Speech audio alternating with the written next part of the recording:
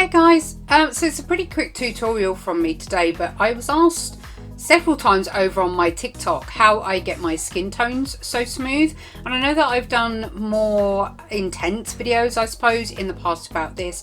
I thought I'd make something a bit more simplified for you.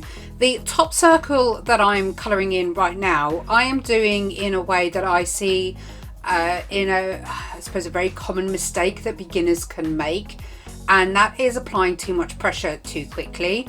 I actually made my hand hurt doing this, so I don't know how people can colour entire portraits putting so much pressure on their pencils.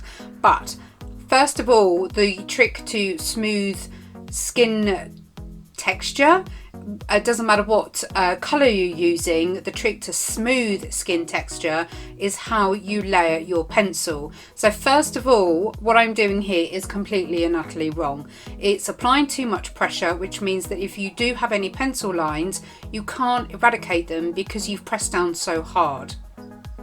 It also means that blending is very much harder because you can't sort of colour in between any of the pencil lines that you have made because so much wax has gone down that you filled the tooth of your paper too quickly. I'm just using colours that I am currently using on a portrait commission of mine. I just grabbed them first, but there is a more diverse tutorial on what colours to use for up to skin tones of 6 different types. I'll pop a card for that now so you can have a look. But now I'm going to show you the correct way of applying your pencil when doing skin tones or any smooth objects really. It's not necessarily just about skin, it's really more about the process of being able to get your pencil down without there having to be lots of obvious pencil lines. You want to get your base layers down lightly, and it doesn't matter if you have to do 3 layers of your base colour, because it means that if you are doing them in the oval motion, some people do circular, I prefer oval, that it's much easier to eliminate any potential pencil lines that will show through. But once you have trained your hand enough that it now becomes muscle memory, you'll find actually it's quite hard to show pencil lines. I find ovals are the easiest way for me to do this. When you layer in between, it's also worth adjusting the layer direction. So if you're going from left to right, for example, on the next layer go maybe up and down, and then you can change it again, and that way you fill in any white spaces that may have been left from the layer before.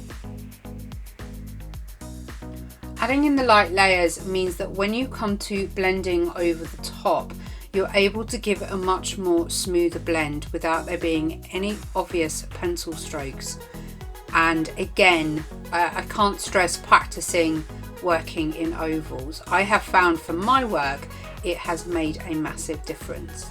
When you come up in your layers, you do then start to have to apply a little bit more pressure to be able to get some more of that colour off.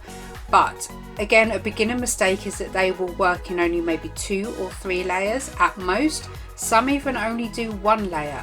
If you find that when you are colouring, if by layer 2 you are starting to get a shiny surface, that is a clear indicator that you are pushing too hard on your pencil and that you will find it hard to eradicate any potential pencil lines that you have already created.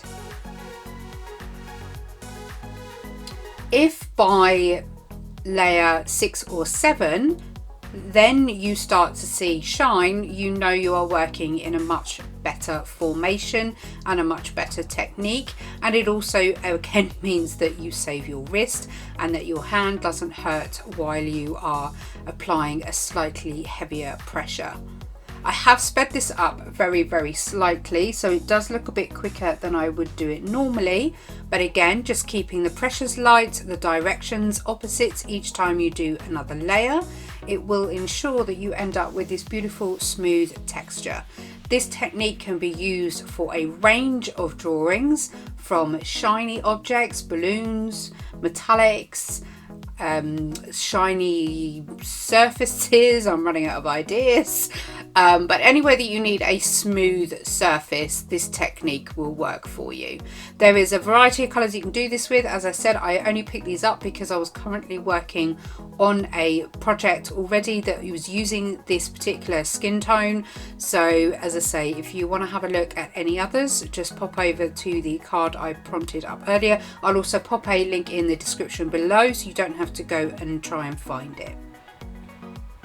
Hopefully you found this useful. If you have, don't forget to give me a thumbs up. It really does help the channel. And if you know any budding artist out there who is looking to improve their technique, it's worth maybe sharing this with them. And I should be doing shorter tutorials like this hopefully over the next few months, and it is a lot quicker to watch for you rather than the longer ones. But if you've got any requests of the types of tutorials you would like to see, please pop in the comment below. Don't forget to hit the subscribe button and notification for all so you can get notified when I go live, which is generally once a week, but with everything that's going on at the moment, it has been a little bit delayed. And I generally try and get 2 videos out a week, so make sure you don't miss those. But have a good morning, afternoon, whichever it may be. I shall leave you in peace to watch the rest of the tutorial, and I shall see you guys in the next video. Bye!